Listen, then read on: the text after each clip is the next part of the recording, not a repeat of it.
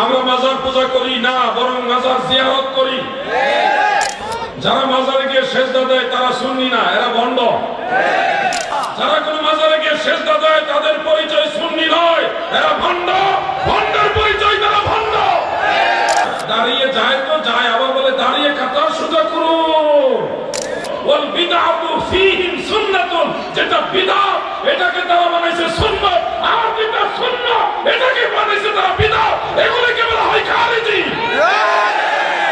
هدى بوحده وحيدا وأحدا بلا مدد وجدد ونسب ووصف في الكمال، والصلاة والسلام على من لا نبي بعده، الذي يحمد حمدا بعد حمدي وآله وأصحابه وأهل بيته أجمعين بعد. فقد قال الله تعالى: إن الله وملائكته يصلون على النبي يا أيها الذين آمنوا صلوا عليه وسلموا تسليما. اللهم صل على سيدنا مولانا محمد وعلى آله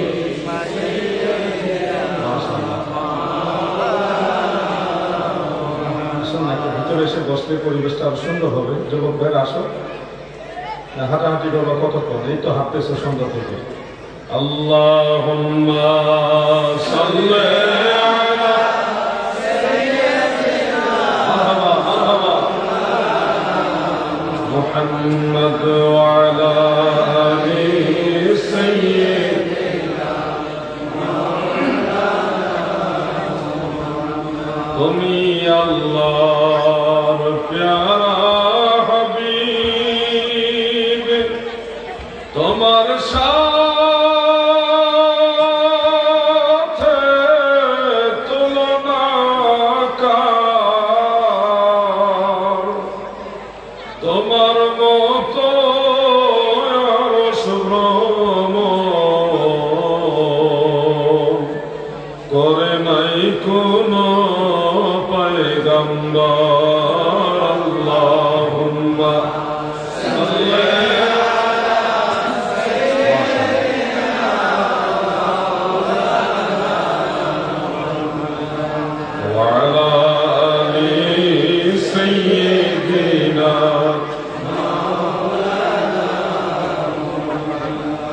সাল্লাল্লাহু আলাইহি ওয়া আলিহি ওয়াসাল্লাম।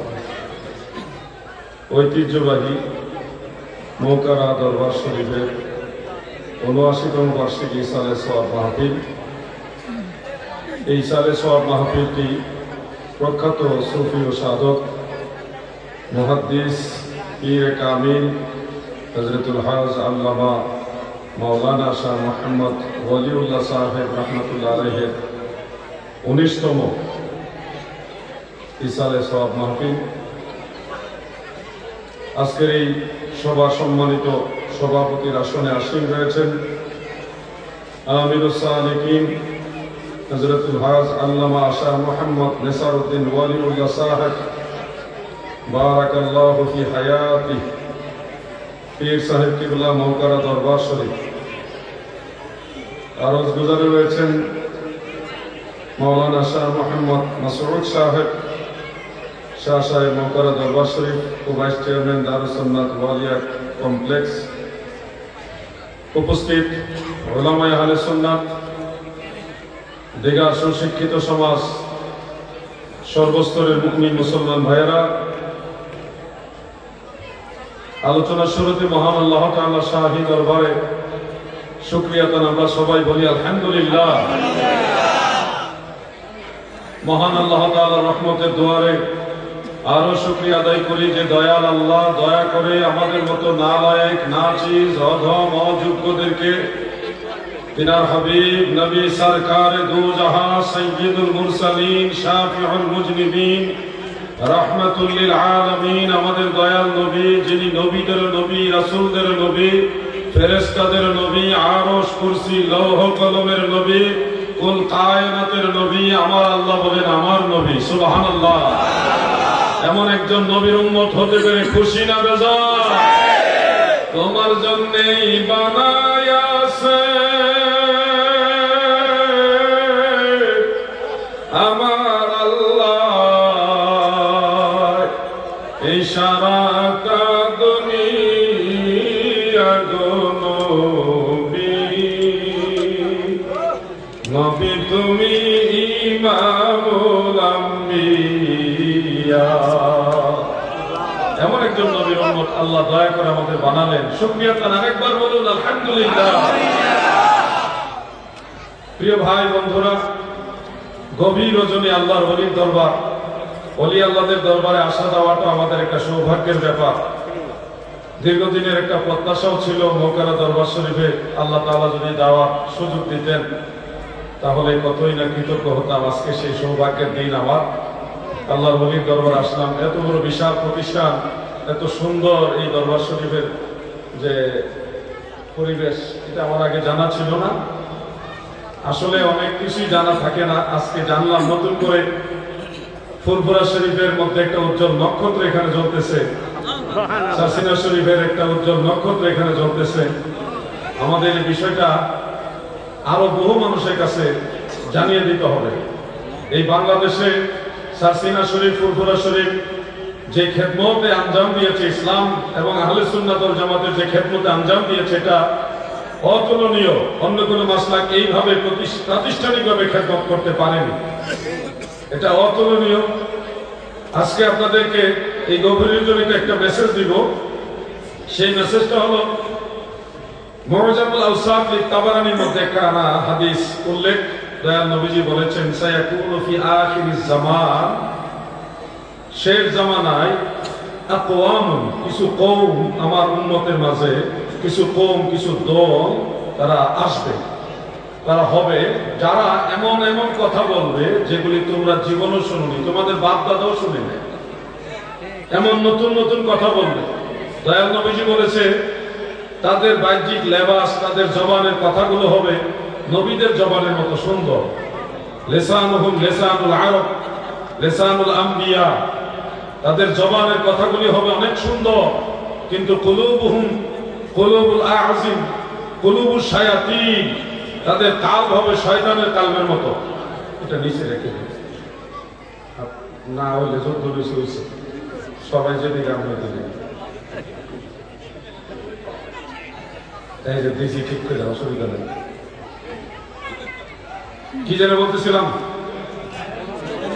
তাদের জবানের কথাগুলি হবে এত সুন্দর যে তাদের কথাগুলি নবীদের কথার মতো চমৎকার হবে খুব ভালো লাগবে কিন্তু তাদের কলব তাদের অন্তর হবে শয়তানের মতো রাসূল আকরাম সাল্লাল্লাহু আলাইহি ওয়াসাল্লাম বলেন যে ওয়াসুন্নাতু ফীহিম বিদআতুন রাসূল পাকের যে সুন্নাহ এই সুন্নাহ আমলটা তাদের কাছে বিদআত হিসেবে চিহ্নিত হবে ওয়াল বিদআতু ফীহিম সুন্নাতুন আর যেটা বিদআত ওটা তাদের কাছে সুন্নাত হিসেবে স্বীকৃতি পাবে কথাটা খুব সেনসিটিভ ভাবে খেয়াল করবেন সুন্নাত যেটা অরিজিনাল এটা তাদের কাছে হবে বিদআত যেমন আমরা মাজার জিয়ারত করি মাজার জিয়ারত আল্লাহর রাসূল সাল্লাল্লাহু আলাইহি ওয়াসাল্লাম করেছেন সাহাবায়ে কেরাম করেছেন আমাদেরকে কবর জিয়ারতের একেবারে মুতলাকান আদেশ দিয়েছেন ইন্নী কুনতু নাহাইতুকুম আন জিয়ারাতিল কুবুর ফাজুরুহা উম্মতেরা গো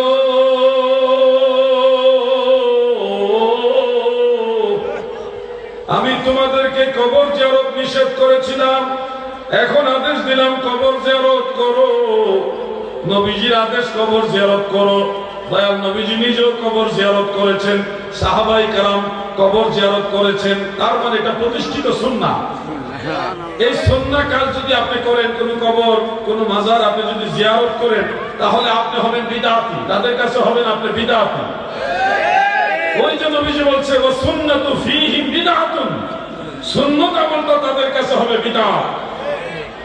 অপোজিট আল্লাহ রাসূল সাল্লাল্লাহু আলাইহি ওয়াসাল্লাম বলেছেন ওয়াল বিদআতু ফীহিম সুন্নাতুন, যেটা অরিজিনালি বিদআত, আল্লাহর দরবারে বিদআত, রাসূলের দরবারে বিদআত, এটা তাদের কাছে হবে সুন্নাত।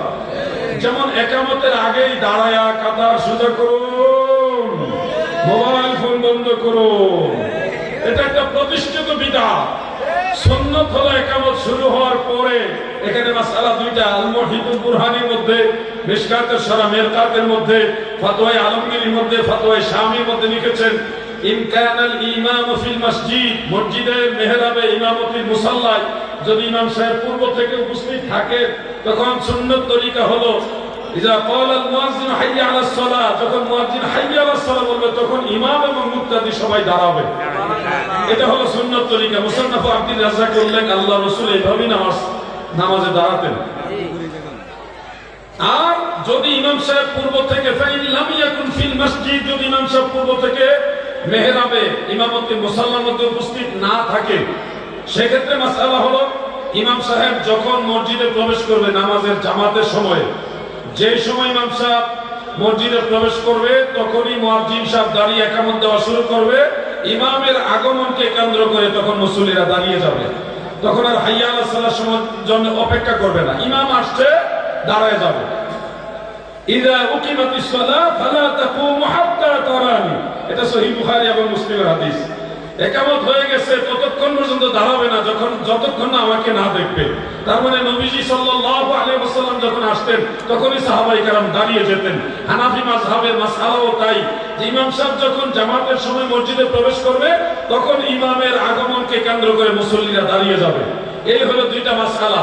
কোন অবস্থাতে ইকামতের আগে দাঁড়াইবার কোনো সুযোগ নাই। এই ইকামতের আগেই যে দাঁড়িয়ে যায় তো যায়, আবার বলে দাঁড়িয়ে কাতার সোজা করুন।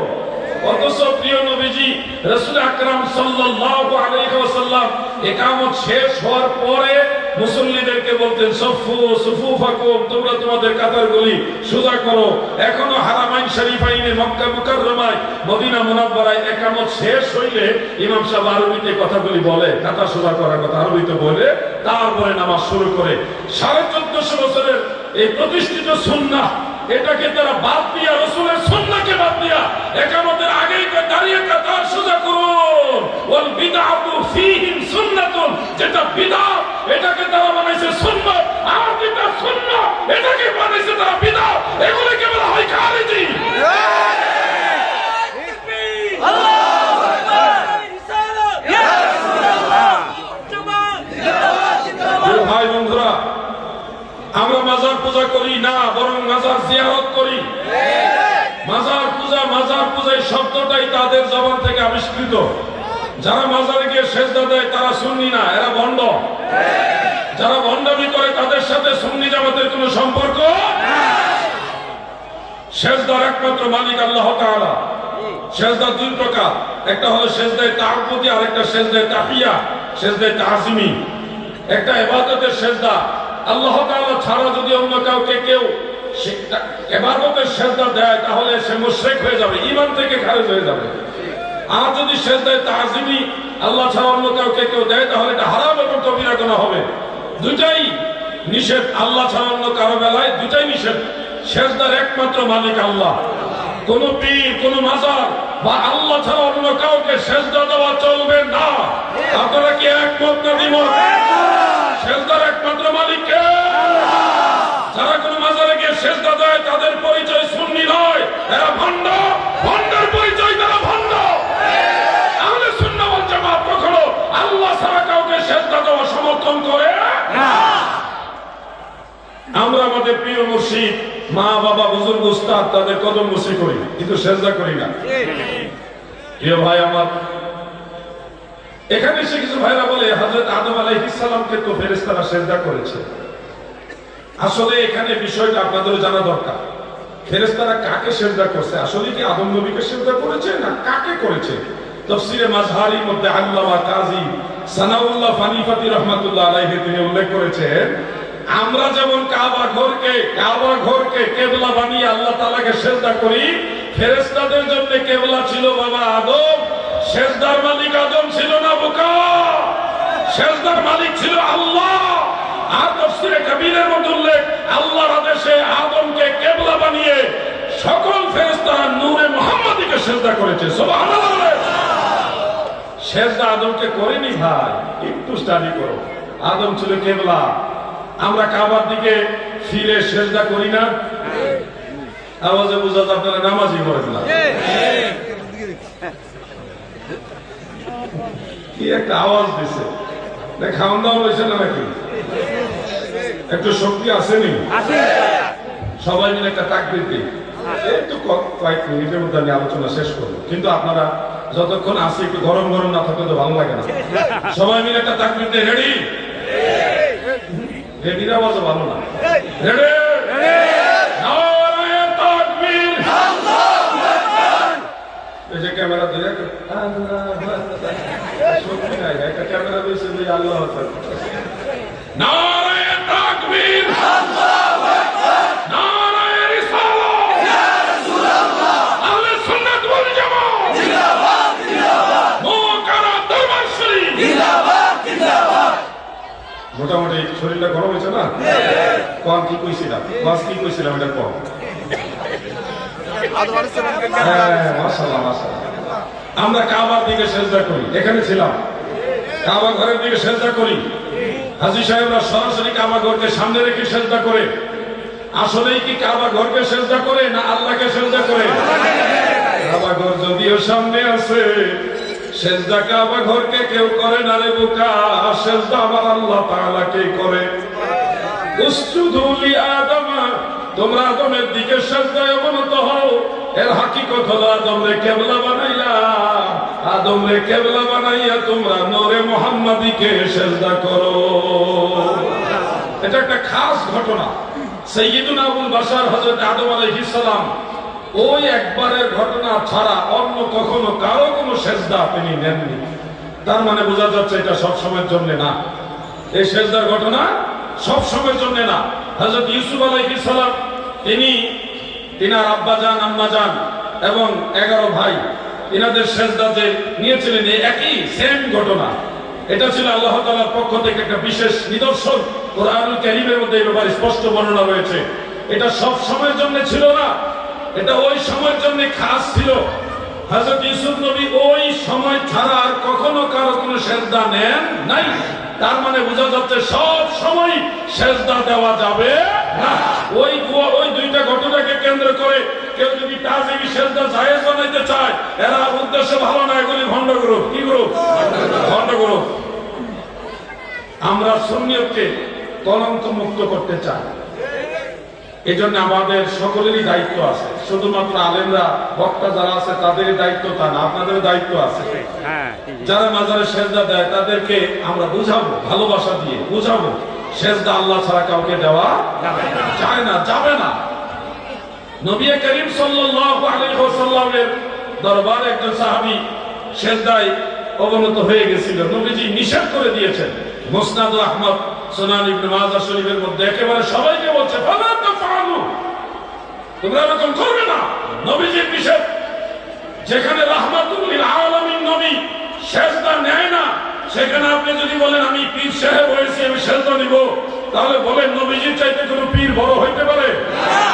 এখানে শিক্ষা নেবেন যে সেজদা নেয় ওই পীর তালাক দেওয়া আপনার জন্য ফরজ, ওই পীর বাদ দিয়ে দেওয়া আপনার জন্য ফরজ, না হলে সেও জাহান্নামে যাবে, আপনাকেও জাহান্নামে নিবে। পীর ধরবেন ওই ধরনের পীর যার মাথা থেকে পায়ের তলা পর্যন্ত আল্লাহ রাসূলের সুন্নাত, যার জবানে নবীর মহব্বত, যার প্রতিটা কর্মে আল্লাহ রাসূলের আদর্শ প্রকাশিত হয়, যার প্রত্যেকটা পদক্ষেপ সুন্নিয়ত আহলে সুন্নাহ ওয়াল জামাতের যে আকিদা নবী করিম সাল্লাল্লাহু আলাইহি সাল্লামের মূল আদর্শ বাস্তবায়ন হয়, এমন কামেল মুকাম্মেল পীর ধরতে হবে, এমন মুর্শিদ ধরতে হবে যে আল্লাহর ওলিও বানাই দিতে পারে।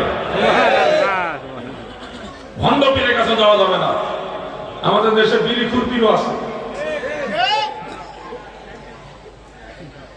গতকাল দেখলাম এক লোক বর্ডারের মধ্যে বিজিবির সাথে বসে আবুল বিড়ি টানতেছে আর একটা দাও হাতে নিয়ে রাখছে।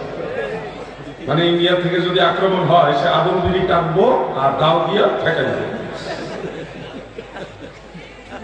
এরকম দেশপ্রেমিক, এক হাতে দাও আর এক হাতে আবুল বিড়ি, এরকম কিছু পীর সাহেব আছে যারা মারাত্মক বিড়ি খায়, আবার পীরও হয়। এই ধরনের লোকদের সংশোধন হতে হবে। খবরদার, কোন ধরনের মাদক সেবন যদি আপনি করেন তাহলে আপনার মুরিদানরা এটার সাথে জড়িত থাকবে। জবান, যে জবান দিয়ে আপনি আল্লাহকে ডাকেন, যে জবান দিয়ে নবীর দুরূদ পড়েন, যে জিহ্বা নাড়াই আল্লাহ আল্লাহ এবং আল্লাহ রাসূলকে ডাকেন, নবীর দুরূদ পড়েন, মুনাজাত করেন, এই জবানের মধ্যে বিড়ির গন্ধ থাকলে আপনার স্ত্রী তো আপনার বিড়ি গন্ধ পছন্দ করে না, করেনি না, আসলে করেনি না। যে গন্ধটা আপনার বেগম সাহেবা পছন্দ করে না, এই গন্ধটা আল্লাহ রহমতের ফেরেশতারা কিভাবে পছন্দ করবে? এই জন্য আমার জবানকে পবিত্র করতে হবে। আপনার কত মুসিবত আছে, কি সমস্যা আছে আপনার আল্লাহর কাছে বলেন। আমি যে জেলে গেছিলাম আপনারা জানেন, জেলে যাওয়ার পরে আর কি করবো, সেখানে তেমন কোনো কাজ নাই। জেলখানার ভিতরে নামাজ 5 ওয়াক্ত, মুনাজাত, মিলাদ, জিকির, আজকার যা আছে, পুরা জেলখানা একটা খানকা শরীফ বানাই দিয়েছে। কি করবো, পুলিশেও আমার জেলে ঢুকে বিপদে পড়ে গেছে। আর এটা কি তারিখ, পুরা জেলখানা ওয়াহাবি সুন্নি কোন গ্রুপ নাই, সব এক হয়ে গেছে। মিলাদ করে বেশ কয়েকটা ওয়াহাবি ছিল, এর ডরে আর কিছু পায় না, এটা মারবো, আমার হাত চলে গেছে, রাগ উঠে গেলে আর আমি কন্ট্রোল করতে পারি না। তো মাশাআল্লাহ সবাইকে নিয়ে প্রেম নিয়ে যখন মোনাজাত ধরছি, আল্লাহর কসম মানুষ এমন ভাবে কাঁদছে, চোখের পানি দিয়ে হাও মাও করে জেলখানার ভিতরে কান্না রুল পড়ে গেছে। একবার মানে প্রথম দিকে যখন কান্না রুল পড়ে গেল, বেশ কয়েকজন জেলের পুলিশ দৌড়াই আসছে, মনে করছে যে এখানে কোন একটা মারামারি বা কিছু একটা হয়েছে। দৌড়াই এসে দেখে মানুষ কাঁদতেছে, মোনাজাতে কান্দে, পুলিশও দাঁড়ায় করতেন, দৃশ্য দেখা তারাও কান্দে কান্দে ভাব।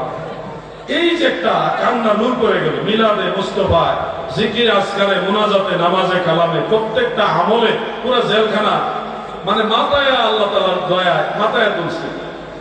শেষ পর্যন্ত 1 সপ্তাহ জেলে আসছিলাম। 1 সপ্তাহের মধ্যে পুরো জেল, আমি যে জেলের মধ্যে যে হলগুন্ডার মধ্যে ছিলাম, এটার ভিতর থেকে 4 ভাগের 3 ভাগ আসামি জামিন পেয়ে গেছে। যারা যাবজ্জীবন প্রাপ্ত আসামি আছে না, এরা কয় যে জীবনে কোনোদিন এত আসামি জামিন পেতে দেখছি না। ঘটনাটা কি, আমি কয়েকটা ছেলে পাইলাম, অল্প বয়সের ছেলে, 17, 18, 20 এরকম বয়স, প্রায় 10-12 জন ছেলে। এরা আইসে, এরাও কাঁদতেছে প্রথম থেকে, কান্দে, মোনাজাত ধরে কান্দে। তো এক সময় এসে বলছে, হুজুর আপনার মোনাজাতে কাঁদছি, জীবনে এরকম মোনাজাতে কান্দাকান্দি হয় না। তো আমরা কিন্তু হুজুর খুব খারাপ মানুষ, কি করছে? হুজুর আমরা চিন্তাই করি, মানুষের পকেট থেকে, হাত থেকে বিভিন্ন ধরনের জিনিস জোর করে নিয়ে ধরে পালাই যায়, আমরা চিন্তাই করি, আমরা তো আল্লাহ মাফ করতো না। আমি বললাম, কি বলো, আল্লাহ তাআলা অসীম দয়ালু, তোমাদের পাপ তো সীমিত, সীমিতরও সীমিত, আমার আল্লাহ তাআলা দয়া অসীম দয়া। হুজুর আসলে আল্লাহ আমাদের মাফ করবো, আমরা তো বেশি চুরি করছি। আমি বোঝাইলাম তাদেরকে, তোমরা কতটুকু বেশি চুরি করছো? আকাশের তারার চেয়ে বেশি চুরি করছো? তো না, এত করছি না। জমিনের বালু কোনার চেয়ে বেশি চুরি করছো? এত চুরি করছি নাকি আবার? আমি বললাম, আমার আল্লাহ দয়া অসীম, তোমরা ক্ষমা চাও, আর ভবিষ্যতে কোনোদিন চুরি করবা না, মা বাবার কথা শুনবা, মা বাবার সেবা করবা, এই নিয়ত করো, আল্লাহ তোমাদের মাফ করবে। তো সত্যি হুজুর মাফ করবে? আমি বললাম, মাফ চাই দেখাস না বেড়া, তোর মতো মনে করিস নি আল্লাহ রে। পরে দেখি মোনাজাতে সবাই নরম হয়ে কাঁদতেছে, এরা আমার আগে জামিন ফেলেছে। ওই সিনিকাম আমি বইয়ে দিয়েছি ব্যক্তর মতো, আল্লাহ হেরা তুমি মাফ করে দিলে জেলেতে বাড়ি গেল, আর আমারে তুমি ঢুকে রাখছো, তাহলে বোঝা যায় তুমি তো আমার এখনো মাফ করছো না। আমার ভিতরে একটা ডর ঢুকে গেছে, আল্লাহ আমার এখনো মাফ করছে না, নাইলে তারারে মাফ করে দিছে দিদি তো জামিন পাইছে, আমি পাইলাম না। এখন পরে মনে হচ্ছে আমার ডর লেগে গেছে। আমি এখন আর ওই সময় কান্দে, মানুষের চোখে পানি আসে কেন? বেশিরভাগ আসামি হলো মিথ্যা আসামি, মানে মিথ্যা মামলার আসামি, উদা ফাও মামলা দিয়ে জেলে ঢুকে দিয়েছে। এই মানুষগুলি যখন একটা আল্লাহর কাছে আবেগ দিয়ে চায়, তখন এমনিতে চোখে পানি চলে আসে। তো 1 সপ্তাহের মধ্যে পুরো জেলখানার 4 ভাগের 3 ভাগ আসামি জামিন। তো এত আসামি জামিন পাইতে জীবনে কোনোদিন দেখি নাই। যারা স্থায়ী জেলে কয়েদি আছে তারা এই কথাগুলি বললো। তো আমি আপনাদের এটা বলার উদ্দেশ্য হলো, আগের দিনের নয় মুরব্বী আলেম ওলামা যারাই ছিল, তারা মুনাজাত করত, আরবি বেশি জানতো না, কিন্তু তাদের মধ্যে ধর্মের আবেগ ছিল। হ্যাঁ, ধর্মের আবেগ ছিল। নামাজের পরে হোক, মিলাদ করে হোক, জিকির করে হোক, সবে বরাতে, সবে মেরাজে সুযোগ পাইলে আল্লাহর কাছে আতরায় বলছে, আল্লাহ গো, ও আল্লাহ, আমার মার শরীরটা ভালো না, আল্লাহ গো, আমার বাবার শরীরটা ভালো না, আল্লাহ গো, আমার বড় মুসিবত। এই যে আল্লাহর সাথে একটা প্রেমের সম্পর্ক, কোনো কিছু হইলে মোনাজাত করে বলতো, আল্লাহ, ও আল্লাহ, আমার ব্যবসার অবস্থা ভালো না, বাচ্চা কাচ্চা গুলি কেমনে লেখাপড়া করানো। সবাই দেখছি আল্লাহর কাছে কাঁদছে, যার কারণে তাদের, যদিও তারা একটু ছিল, বেশি জাননেওয়ালা লোক ছিল না, কিন্তু আল্লাহ তাআলা তাদের দোয়া কবুল করছে, তাদের মুসিবত দূর হয়েছে দোয়ার দ্বারা। এখন দেখেন দোয়া করা হয়, কিন্তু আগের মতো না, দোয়া কমে গেছে, কিন্তু হাসপাতালে রোগীর সংখ্যা বাড়ছে। কথা ঠিক না বেশি ভাই? আগের মতো, আগে এত রোগী ছিল না হাসপাতালে, এখন রোগীর সংখ্যা বেশি। আপনি জান না, থানার ভিতরে গিয়ে দেখেন কত মামলা, আগে এত মামলাও ছিল না, এখন মামলা, রোগী, মুসিবত সব বেশি। কারণ হলো এখন মাওলার সাথে বান্দার সম্পর্ক আগের মতো। মুনাজাত বিদআত, এই এক ফতোয়ার খেলায় মানুষ আতঙ্কিত হয়ে গেছে, না জানে গুনানি হয়। দেখেন ওই যে হাদিস শরীফটা, ওয়াস সুন্নাতু ফীহি বিদআতুন, যেটা সুন্নাত এটা এই খারিজিদের কাছে হবে বিদআত। আল্লাহ রাসূল সাল্লাল্লাহু আলাইহি ওয়াসাল্লাম বলেছেন, ইযা সাআলতুমুল্লাহ ফাসআলুহু বিবুতুনি আকুফাকুম, যখন তোমরা আল্লাহর কাছে কিছু চাইবে, তোমাদের দুই হাতের পেট এইভাবে আল্লাহ তাআলার কাছে তুলে চাইবে। আমার নবীজি পদ্ধতি শিক্ষা দিয়েছেন, এইভাবে আল্লাহর কাছে চাইও, এইভাবে আল্লাহর কাছে চাইও। নবীজি বলে নাই অমুক সময় অমুক সময়, কোন টাইম ফিক্সড করেননি, বলেছেন যখনই তোমরা আল্লাহর কাছে কিছু চাইবে, তখনই দুইটা হাত এইভাবে আল্লাহর কাছে বাড়ায়া চাইও। আল্লাহ রাসূলের শিক্ষা মোতাবেক সুন্নি মুসলমান দুইটা হাত বাড়ায় মুনাজাত করার চেষ্টা করে, পাশ থেকে লামাযহাবী এই খারিজি দলের একটা বিদআত, হাত তুলে মুনাজাত বিদআত। ওই যে নবীজি বলেছেন ওয়াস সুন্নাতু ফীহি বিদআত, যেটা সুন্নাত এটাকে তারা বলবে বিদআত। বুঝতে পারছেন? সেটা আরেকটা বিষয় বলি, যেটা বিদআত সেটাকে তারা বানাইছে সুন্নাত। যেমন এখানেও অনেকের আছে, নিজের উপরে কেউ নেবেন না, প্লিজ, আমি বোঝানোর জন্য বলছি। পাঞ্জাবি দুই সাইড কাটা পাঞ্জাবি আছে না, সাইড কাটা আছে, কোনা ভরা পাঞ্জাবি, এটা কি সুন্নাত? সুন্নাত না। এখন কেউ যদি সুন্নাত নাই, এটা ইসলামী পোশাকের সাথে সাদৃশ্যপূর্ণ একটা পোশাক এই হিসাবে পরে পড়তে পারবে, কোনো অসুবিধা নেই। কিন্তু কেউ যদি বলে এটা সুন্নতি পোশাক, তখন এটা হবে বিদআত। এটাকে সুন্নত দাবি করলে কি হবে? বিদআত হবে। আপনি দেখেন যত ওয়াহাবি আছে, যত খারিজি আছে, যত লামাযহাবী আছে, একেবারে ম্যাক্সিমাম বলা যায়, ম্যাক্সিমাম না, 1000-এর মধ্যে 999 জনের কোনা ভরা পাঞ্জাবি। অর্থাৎ যেটা বিদআত হওয়ার কথা সেটাকে বানাইছে তারা সুন্নত, আর যেটা মুনাজাত সুন্নত এটাকে তারা বানাইছে বিদআত। ওই যে 1450 বছর আগে আমার দয়াল নবীজি বলে গেছেন, এই জন্য এই বাতিলদের কথাই কর্ণপাত করা যাবে না। আমরা চলবো সেই পথে, যেই পথে আল্লাহর ওলিরা ছিল, যেই পথে নবী রাসূল সাহাবায়ে কেরাম সালফে সালিহিন ছিল, সেটাই আমাদের পথ, ওটাই জান্নাতের পথ, ওলি আল্লাহর পথ, জান্নাতের পথ। ঠিক কি না বলেন? সলিমুদ্দিনের বলে কি কয়, আমরা পীর মানি না, আমরা শায়েখ মানি। শায়েখ পরিবারের শায়েখ কি? ও শায়েখ মানে বিশাল, অনেক বড়। আশ্চর্যের বিষয় হলো, পারস্যের ভাষায় হলো পীর, যাকে বাংলাতে বলা হয় মুরব্বী, আর আরবের মানুষ তাকে বলে শায়েখ। জিনিস একটা, ওই নাম তিনটা, ওই তিন দেশের ভাষা। তাবলীগ যারা করে তারা বলে মুরব্বী মানি। কি মানে? মুরব্বী মানে, আকাবির মানে। হ্যাঁ, তারা মানে মুরব্বী, আর আমরা মানি আকাবির। শায়েখ মুর্শিদ, যিনি মুর্শিদ, পীর মুর্শিদ, এইটা আমরা মানি। আর এরা পীরও মানে না, এরা মুর্শিদও মানে না, এরা মনে করে মুরব্বীও মানে না, এরা মানে শায়েখ। এই বুখারে কে বুঝাইবো যিনি শায়েখ তাকেই বলা হয় পীর, যেটা লা ওটাই কদু, তারা কেমনে বুঝাইবেন? কর আমি মাঝে মধ্যে একটা কথা বলি, আমাদের এলাকায় একজন নতুন শায়েখ গিয়ে জুমার দিনে ওয়াজ করতেছে যে কোন মাযহাব মানা যাবে না, কোন তরিকা মানা যাবে না, কোন পীর মানা যাবে না, সরাসরি কোরআন মানবেন, সরাসরি সহিহ হাদিস মানবেন। একজন বুদ্ধিমান যুবক দাঁড়িয়ে বললেন, ঠিক কি? ঠিক, আমরা কোরআন মানবো, আমরা সহিহ হাদিস মানবো, কোন মাযহাব মানবো না, কোন ইমাম মানবো না, কোন তরিকা মানবো না, কোন পীর মানবো না, আমরা আপনাকেও মানবো না। এইবার সাহেব বলতেছে আমাকে কেন মানবেন না, আমি তো কোরআন ও সহিহ হাদিসের কথাই বলি। বুদ্ধিমান যুবক বলতেছে ইমাম আবু হানিফা কত লাখ লাখ হাদিস জানতো, ইমাম আহমদ বিন হাম্বল, ইমাম মালিক, ইমাম শাফিঈ, ওনারা কত লক্ষ লক্ষ হাদিস মুখস্থ জানতো। এত বড় বড় ইমাম, তাদেরকে মানা যাবে না। আর আপনি তো ছোট ইমামও না, আপনাকে আরো আগে মানা যাবে না। আমরা ডাইরেক্ট কোরআন ও সহিহ হাদিস মানবো। আচ্ছা, আপনারা যারা আছেন, আমাদের যুবক ভাইদেরকে বিশেষ করে জিজ্ঞাসা করি, আপনারা তো নিশ্চয়ই কোরআন ও সহিহ হাদিস সরাসরি মানতে চান, চান না? সরাসরি যারা মানতে চান তাহলে তো বেশি জানা লাগে না, শুধু নামাজের মাসআলা আছে 12,500। কত হাজার? 12,500 মাসআলা।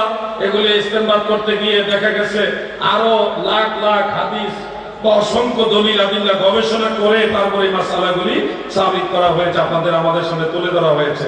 এখন যেহেতু আপনারা ডাইরেক্ট কোরআন হাদিস মানবেন, কোন মাযহাব, ইমাম, তরিকা, পীর, মুর্শিদ কিছুই মানবেন না, ডাইরেক্ট কোরআন ও সহিহ হাদিস মানবেন, তাহলে আপনারা তো সবাই লাখ লাখ হাদিস মুখস্থ জানেন, তাই না? সবাই পারেন না? ওযু, ফরজ, সুন্নত, মুস্তাহাব, এই সব কয়টা মাসালা কোন আয়াত থেকে, কোন হাদিস থেকে আসছে, এগুলি তো সবাই জানেন, জানেন না? তাহলে ডাইরেক্ট কেমনে মানবেন বলেন? ডাইরেক্ট যদি আপনি মানতে চান, কোন ইমাম লাগবে না আপনার, কোন মাযহাব, তরিকা, পীর, মাশায়েখ কিছুই মানবেন না, আপনি ডাইরেক্ট মানবেন। তো ডাইরেক্ট মানতে গেলে তো আপনি ডাইরেক্ট কোরআন থেকে আপনাকে অনুসরণ করতে হবে, ডাইরেক্ট হাদিস জানতে হবে। এখন আপনি নিজে, আচ্ছা এখানে যারা আছেন 10,000 হাদিস কারা কারা মুখস্থ জানেন? হাত উঠান।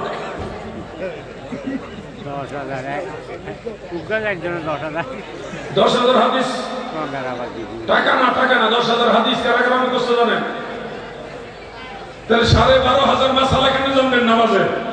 এই জন্য আমরা যেহেতু জানি না, যারা জানে তাদেরকে অনুসরণ করতে হবে, এটাই আল্লাহর নির্দেশ। ফাসআলু আহলা যিকরি ইন কুনতুম লা তা'লামুন, যদি তোমরা না জানো, যারা জানে তাদেরকে জিজ্ঞাসা করো। আর সূরা ফাতিহার মধ্যে আল্লাহ আমাদেরকে ডিরেকশন দিয়েছেন, ইহদিনাস সিরাতাল মুস্তাকিম সিরাতাল লাযিনা আন'আমতা আলাইহিম, আল্লাহ আমাদেরকে সরল সঠিক পথে চালা, যে পথে আপনার প্রিয়জন নিয়ামত প্রাপ্ত বান্দারা চলে গেছে। নিয়ামত প্রাপ্ত বান্দা কারা গো? নিয়ামত প্রাপ্ত বান্দা হলো নবী, রাসূল, সিদ্দিক, শুহাদা, সালেহীন, আল্লাহর আউলিয়াগণ। চালাও মোদের সে পথে, যে পথে তোমার প্রিয়জন গেছে চলি। ওই যে প্রিয়জন হলো সালেহীন, মানে আল্লাহর ওলিরা। হযরতে মুজাদ্দিদ জামান আবু বকর সিদ্দিক ফুরফুরাবি রাহমাতুল্লাহ আলাইহি, হযরতে আল্লামা রুহুল আমিন বসিরহাটি সাহেব রাহমাতুল্লাহ আলাইহি, নাম শুনছেন না?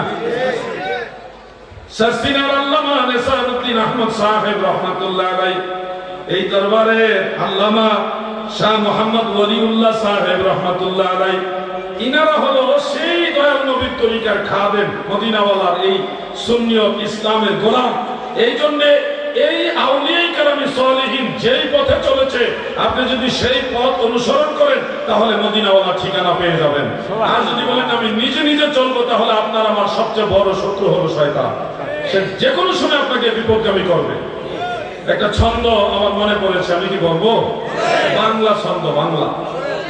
রক্ষা কর মোরে শত্রু হস্ত হতে, পদ খঞ্জ কর পাপ পথে যেতে, শক্তি দিয়া যেতে মক্কা মদিনাতে, নিজ গুণে ক্ষমদাসে এলাহি। শত্রু হস্ত মানে শয়তানের হাত থেকে আল্লাহ আমাকে রক্ষা করেন, শয়তানের হাত থেকে আমাকে বাঁচান। এটা হলো ছন্দে বলতেছেন, রক্ষা কর মোরে শত্রু হস্ত হতে, পদ খঞ্জ কর পাপ পথে যেতে। আল্লাহ মানে পাপ পথে, পাপের পথে যাওয়া থেকে বাঁচান, শয়তানের হাত থেকে বাঁচান। শক্তি দিয়ে যেতে মক্কা মদিনাতে, নিজ গুণে ক্ষমদাসে এলাহি। যুবক ভাইরা, এটা আমার শেষ কথা। আপনারা নিশ্চয়ই জান্নাতে যেতে চান, আল্লাহকে পাইতে চান, পরকালে নাজাত চান, মুক্তি চান। তো সেই উদ্দেশ্যে দেখা যায় অনেকে যখন জান্নাতের লোক দেখে বলে আমরা ইসলামী খেলাফত কায়েম করব। আপনারা ইসলামী খেলাফত কায়েমের জন্য লাঠি বেন্দালে রাস্তাতে মেজান না। শুনেন, আজকে আপনাদের বলে রাখি, রাসূল করিম সাল্লাল্লাহু আলাইহি ওয়াসাল্লাম বলেছেন খেলাফত 30 বছর থাকবে, এরপরে খেলাফত বন্ধ। সহিহ মুসলিমের হাদিস।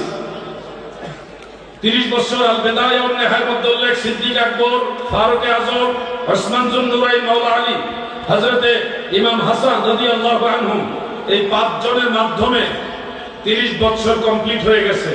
তার মানে খেলাফত 30 বছর পরে শেষ। এখন পীর মাশায়েখরা যে খেলাফত পাচ্ছেন, দিচ্ছেন, এটা কিন্তু ওই খেলাফত না যেটা 30 বছরে বন্ধ হয়ে গেছে। এটা ওই খেলাফত না। মিশকাতের শরহ মেহতাতের মধ্যে মোল্লা আলী কারি রহমাতুল্লাহ আলাইহি উল্লেখ করেছেন খেলাফত 2 প্রকার। একটা হলো খেলাফতে নবুয়ত, আর একটা হলো খেলাফতে বেলায়াত। যে 30 বছরে খেলাফত কমপ্লিট হয়ে গেছেন, ওই খেলাফতটা ছিল খেলাফতে নবুয়ত। এটা কিয়ামতের আগ পর্যন্ত আর আসবে না। টোটাল ফিলগালা হয়ে গেছে, বন্ধ হয়ে গেছে। এছাড়া পরবর্তীতে যে খেলাফত ইমাম হুসাইন, ইমাম যাইনুল আবেদিন, ইমাম মুহাম্মদ বাকের, ইমাম জাফর সাদিক, এই যে আমাদের সিলসিলা বকরা দরবার শরীফের সিলসিলাতে দেখবেন মুজাদ্দিদ আল ফিসানি, খাজা বাহাউদ্দিন নকশবন্দ হয়ে, ওই হযরত আবুল হাসান খারগানি হয়ে, বাইজিদ বুস্তামি রহমাতুল্লাহ আলাইহি হয়ে, ইমাম জাফর সাদিক রহমাতুল্লাহ আলাইহি হয়ে, এটা হযরত আবু বকর সিদ্দিক রাদিয়াল্লাহু আনহু হয়ে আল্লাহ রাসূল পর্যন্ত সিলসিলা সাজানো আছে। আপনি দেখবেন সিলসিলা সাজানোর মধ্যে দেখবেন ওই যে খলিফারা ইমাম জাফর সাদিক, ইমাম মুহাম্মদ বাকের, ওনাদের নাম আছে। ওনাদের বাদ দিয়ে যদি কেউ সিলসিলা দাবি করে, এই সিলসিলা শেষ, বাতিল। কারণ খেলাফত 30 বছরের পরে ওনাদের মাধ্যমে বেলায়েতের খেলাফত প্রতিষ্ঠিত হয়েছে। আর ওনাদের খলিফার ঘোষণা এটা আল্লাহ রাসূলের পবিত্র জবানে দিয়েছেন। এই জন্য ইমাম মাহদী আলাইহিস সালাম পর্যন্ত যত খলিফা আসবেন, যেই খেলাফত প্রতিষ্ঠিত থাকবেন, এটা খেলাফতে নবুয়ত নয়, এটা হলো খেলাফতে বেলায়াত। বাংলার যুব সমাজ, তোমরা যদি সেই খেলাফতের ছায়া তলে থাকতে চাও, তোমরা যদি সেই খলিফাতের সন্ধান পেতে চাও, আল্লাহর ওলিদের কাছে বায়াত গ্রহণ করো।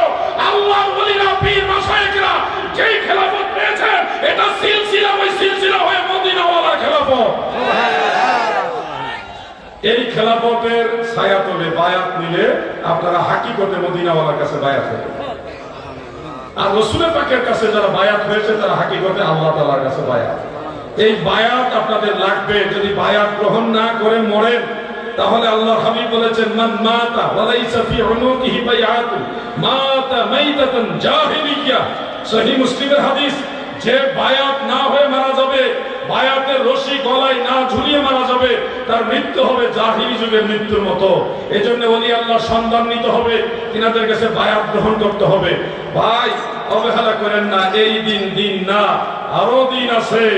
এই দিনে টেনে নিবে সেই দিনের কাছে, যখন আজরাইল মালাকুল মউত এসে আপনাকে কবজ করে রূহটা নিয়ে যাবে। এরপরে বুঝবেন, আহারে আমার তো অভিভাবক নাই। অভিভাবক লাগবে। অভিভাবক 3 প্রকার। প্রথমত আমাদের অভিভাবক হলো আল্লাহ তাআলা। ইন্নামা ওয়ালিয়ুকুমুল্লাহু ওয়া রাসূলুহু ওয়াল্লাযীনা আমানু। আমাদের অভিভাবক প্রথমত আল্লাহ তাআলা, তারপরে হলো আমাদের দয়াল নবী মুহাম্মদুর রাসূলুল্লাহ সাল্লাল্লাহু আলাইহি ওয়াসাল্লাম। সর্বশেষ আমাদের অভিভাবক হলো মুমিন বান্দা যারা, মুমিনে কামিল যারা, তারা। মুমিন 2 প্রকার, একটা মুমিনে নাকিস আর একটা হলো মুমিনে কামিল।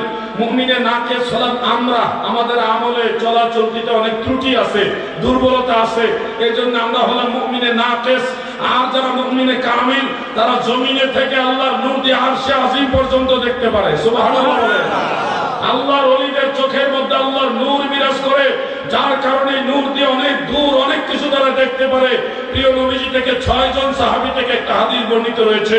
আল্লাহর হাবিব বলেন ইত্তাকু ফিরাসাতাল মুমিন ফাইন্নাহু ইয়ানজুরু বিনূরিল্লাহ। উম্মতেরা গো, তোমরা মুমিনের অন্তর্দৃষ্টিকে ভয় করো, কেননা তারা আল্লাহর নূর দিয়ে দেখে। গাউসে পাকের দরবারে গিয়েছিলাম, সেখানে গিয়ে ক্লিয়ারলি ওখান থেকে বিষয়গুলি জানলাম। হুজুর গৌসুল আজম বড় পীর আব্দুল কাদের জিলানী রহমাতুল্লাহ আলাইহির দরবারে একজন লোককে মৃত সাজিয়ে নিয়ে গেছেন।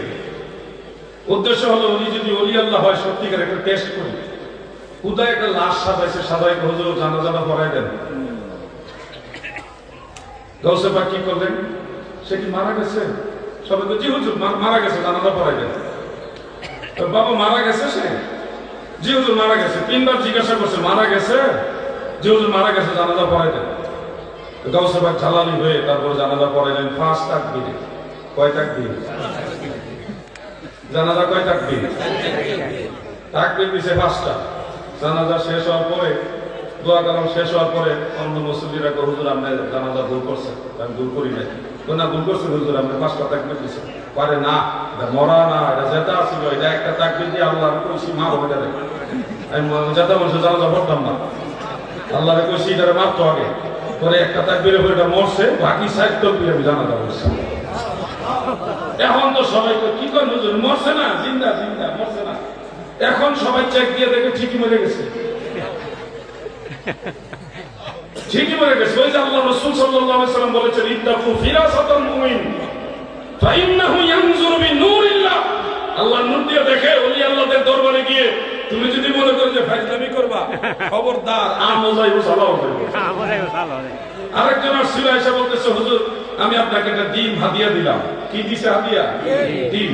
তো বাবা সত্যি দিছো? তো জি হুজুর দিছি।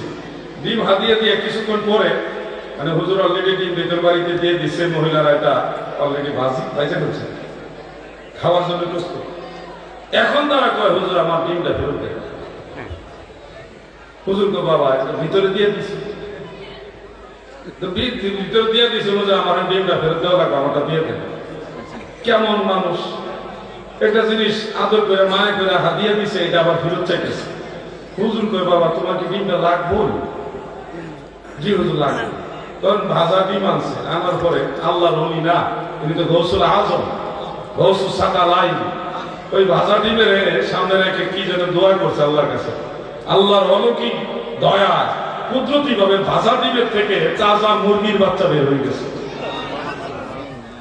এই দৃশ্য ওই লোকের সামনেই ঘটছে যে ডিম হাদিয়া দিছে। উদ্দেশ্য হলো তুমি যে আমারে ইয়ে করতে আসছো, হেনস্থা করতে আসছো, তুমি দেখো। এই ঘটনা দেখার পরে সে কিসের ডিম নিবে আর মুরগির বাচ্চা নিবে। এবার হুজুরের কত মঞ্জুর হুজুর মাফ করে দেন, হুজুর আমি আসলে আপনাকে ভুল বুঝছি। মানে অনেক মানুষ কিন্তু পীর মাশায়েখদেরকে বিশ্বাস করতে চায় না।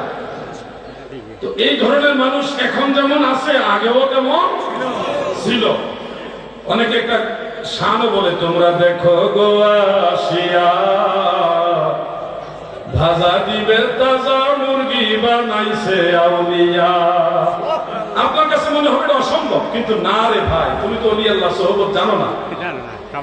আল্লাহর ওলিদের দরবারে যাও, ওলি আল্লাহদের সাথে মিশো, তাহলে দেখবা অলৌকিক কিছু একটা আছে, অলৌকিক একটা কিছু আছে। তুমি ওই জগতে যাও নাই ভাই, তুমি না গিয়ে মন্তব্য করলে হবে না। মিশে দেখো, অনেক কিছু পাইবা। আল্লাহর ওলি এমনি এমনি ওলি আল্লাহ হয় না। এই মৌকারা দরবার শরীফে যারা আসছেন, যারা হুজুরের সাথে আগের হুজুরের সাথে মিশেছেন, সোহবত পেয়েছেন, নিশ্চয়ই আমি তো আর এই ব্যাপারে বিস্তারিত জানি না, তারপর আমার বিশ্বাস যেহেতু একজন ওলি আল্লাহ ছিলেন, অনেক অলৌকিক ঘটনা পুরাতন মুরিদানরা নিশ্চয়ই দেখেছেন। আর নাই এত বড় বাগান এখানে হইতো আল্লাহ তাআলার মঞ্জুরি ছাড়া, আল্লাহ দয়া ছাড়া এত বড় বাগান হয় না রে ভাই পাগলা। ওলি আল্লাহ সোহবতে যাও, তাদের কাছে বসো। সবচেয়ে বড় কারামত হলো এই 1450 বছর পরেও আল্লাহর ওলিদের উসিলায় এখনো নবীজির শরীয়ত প্রতিষ্ঠিত আছে। কোরআনের এই বাগান, রাসূলের হাদিসের বাগান, এটা মদিনাওয়ালার মুজিজা। আমার দয়াল নবীজির উম্মতের মধ্যে যারা হাকিমুল উম্মত, তাদের কারামত। 1400-1450 বছর পরে নবীজির বিধানটা অক্ষুণ্ণভাবে রাখার চেষ্টা করছে। ওলি আল্লাহদের দরবারে যাবেন, শুনেন, একটা নজরে আপনার তকদিরের অনেক কিছু চেঞ্জ হয়ে যেতে পারে। আপনি বলবেন এটাই বেশি বাড়ায় বললেন না। না ভাই, বাড়ায় বলি নাই। তোমার একটা দোয়া পাওয়ার কি জানো? লৌহে মাহফুজের যে তাকদীরের কলম, এই কলমে লেখা আছে তুমি অ্যাক্সিডেন্ট হবে, কিছুক্ষণ পর অ্যাক্সিডেন্ট হবে। তখন আল্লাহ তাআলা কি করবে? তোমার কাছে ভিক্ষুক পাঠাবে, তোমার কাছে কোন একজন মানুষ পাঠাবে যে তোমাকে নিয়ে দোয়া করতে চায়। এটা উসিলা হিসেবে পাঠাবে। ভিক্ষুক যখন বলবে আল্লাহর ওয়াস্তে কিছু দেন, আপনি যদি আল্লাহর ওয়াস্তে তাকে ভিক্ষা দেন, এটা উসিলায় আপনার ওই সামনের অ্যাক্সিডেন্টটা তকদিরে খাতা থেকে আল্লাহ কেটে দিবে। আর একজন লোক আসছে দোয়া করতে চাচ্ছে, উদ্দেশ্য হলো আপনি যেন দোয়া শরীক হন। সে দোয়া করতেছে আল্লাহ আমাদের চলার পথে সমস্ত বালা মুসিবত গুলি দূর করে দেন। আপনি আমিন বলছেন, ওই যে দোয়ার মধ্যে বালা মুসিবত দূর হওয়ার ব্যাপারে আমিন বলছেন না, আপনার দোয়ার এত পাওয়া, ওই লৌহে মাহফুজে তাকদীরের খাতার মধ্যে লেখা আছে অ্যাক্সিডেন্ট হবে, দোয়ার কারণে আল্লাহ এটা বাদ দিয়ে দিয়েছে। সুবহানাল্লাহ। আপনার দোয়ার এত পাওয়া, আপনার দোয়ার এত পাওয়া, কিন্তু আমি আপনি তো অবহেলা করি, মনোযোগ করতে চাই না। মানে কি ব্যস্ত আমরা, ওই বাবা নামাজটা পড়তে দেরি, মসজিদ থেকে বাইর হইতে দেরি না, হুজুর ব্যস্ত আছি, হুজুর ব্যস্ত আছি, চলে যাচ্ছেন। শুনেন একটা মাসালা, আমি এটা বলি আলোচনা শেষ করব। সুনান আবি দাউদের মধ্যে উল্লেখ, প্রিয় নবীজি রাসূল আকরাম সাল্লাল্লাহু আলাইহি ওয়াসাল্লাম নামাজের ইমামতি করলেন। নামাজের সালাম ফিরানোর পরেই একজন সাহাবী তিনি সুন্নত পড়ার জন্য সাথে সাথে দাঁড়িয়ে গেলেন। দাঁড়ায় যাওয়ার পরে হযরত ওমর ফারুক রাদিয়াল্লাহু আনহু রাগান্বিত হয়ে গেলেন, জ্বালানি হয়ে ওনার কাঁধের উপরে হাত রেখে এইভাবে ঝাঁকি দিলেন, দিয়ে বসাই দিলেন, ইজলিস, বসাও।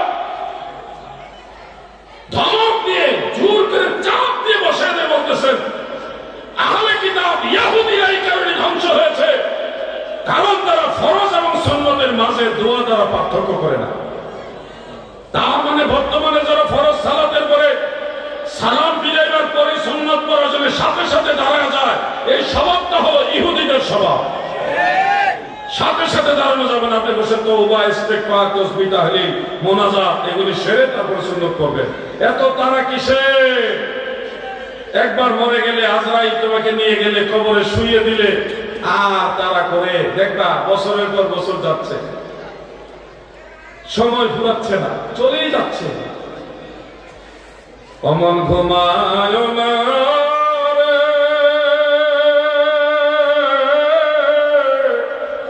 নাম জপ মাওলা,